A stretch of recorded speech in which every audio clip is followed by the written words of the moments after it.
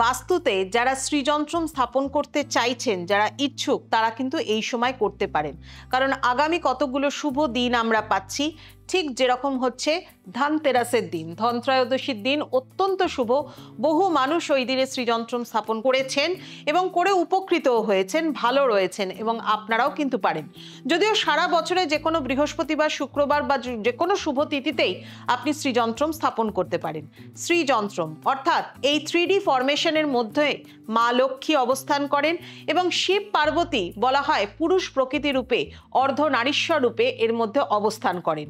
এটি কিন্তু কোনো অবয়ব নয়, একটি যন্ত্রম। যন্ত্রম অর্থাৎ ম্যাথামেটিক্যাল ক্যালকুলেশন এবং সঠিক জিওমেট্রিক্যাল, একটা স্পেসিফিক জিওমেট্রিক্যাল ফরমেশন দিয়ে কিন্তু এটা তৈরি। এই শ্রীযন্ত্রমের মধ্যে বলা হয় যে 9 ইন্টারওভেন আইসোস্কেল ট্রায়াঙ্গলস ফরমেশনে রয়েছে পজিটিভিটি এবং নেগেটিভিটির ব্যালেন্স।